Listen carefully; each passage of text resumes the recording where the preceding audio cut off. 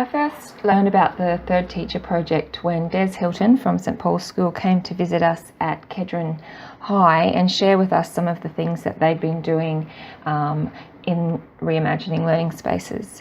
After that visit, some colleagues and I formed a PLC group and started to talk about how we could implement some of these ideas in our own teaching, in our own classrooms.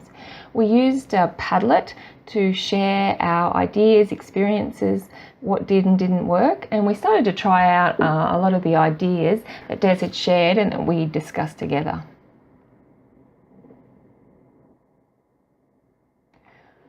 One of the first things I did was I allowed students to have a little bit of input into how we actually arranged our classroom to best suit learning.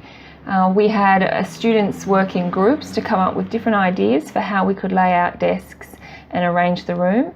And then the students would present to the class their ideas, and then in a democratic way we voted and made a decision on what we would try first. We then made that change, gave it a try, came back together and talked about what did and didn't work and started making adjustments from there. We also got into the habit of actually changing the space on a daily basis depending on what activities we wanted to do in the classroom. This gave students some flexibility. They were able to work in ways that suited them. We didn't always need, for example, to be sitting down when we learnt. We could stand at desks, we could work in groups, we could sit on the floor if we wanted. We even had students who lay on top of desks. But what I did notice was that they were a lot more engaged in making those choices to reflect the needs of the activity that we were doing at the time. Students wanted areas in the room that they could use for different things. For example, they created a bit of a chill out zone for when we did quiet reading or they wanted to do independent work.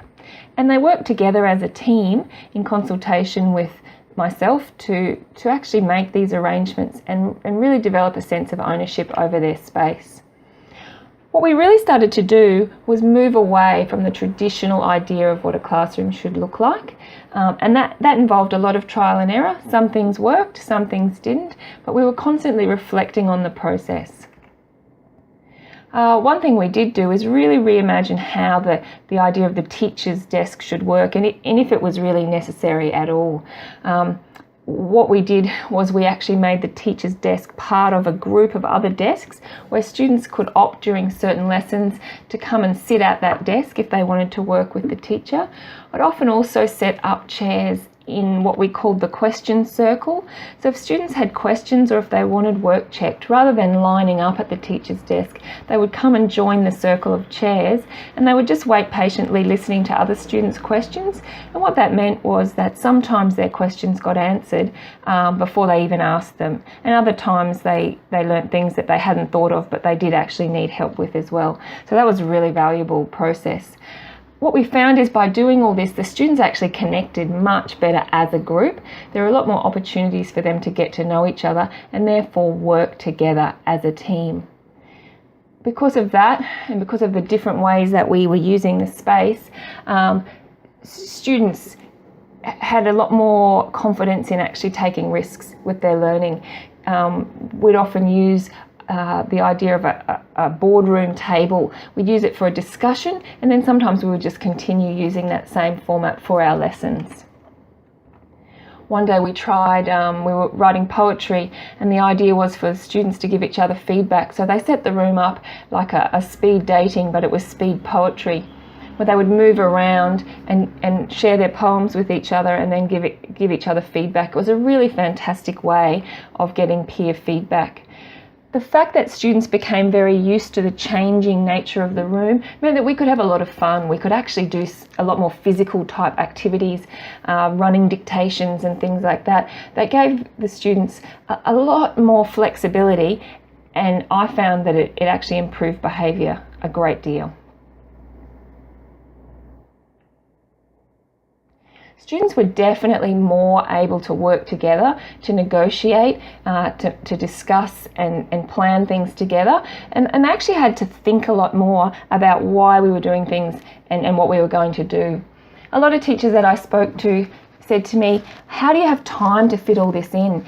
And it does take a little bit of time, but I found that it really paid for itself, paid back the time. Often as a starter to the lesson, we'd say, what are we doing today? This is what we're doing. How might the arrangement of the room best work for that kind of activity? And that process where the students had to actually think about what we're going to do today, physically move the room around, negotiate with each other, was a very good lead into the activity. They had their mind in the right zone for what was coming next, and it's a good way to settle down students, especially after a lunch break. Towards the end of the year, the students had given me feedback that they wanted to have a bit more input into actually leading activities. And we had always struggled with our start of lesson, getting into the room, being ready for learning. So the students decided they wanted to take that on. We set up a roster. Students would come in, they'd be responsible, one student would be responsible for bringing all the students into the room, getting the room set up in the way that was going to be what we needed for that lesson, and running a 5-minute starter activity. I had students who at the beginning of the year were too afraid to even put their hand up in class, actually running mini lessons. It was really rewarding to see. Right at the end of the year, the students decided they wanted to share some of the great stuff that we'd been doing in the classroom. They wanted to have a showcase, and through their own ideas, they invited the principal, deputy principal, head of junior secondary, several other staff members, and a few people from the community who came in, and we actually shared some of the things that we had done.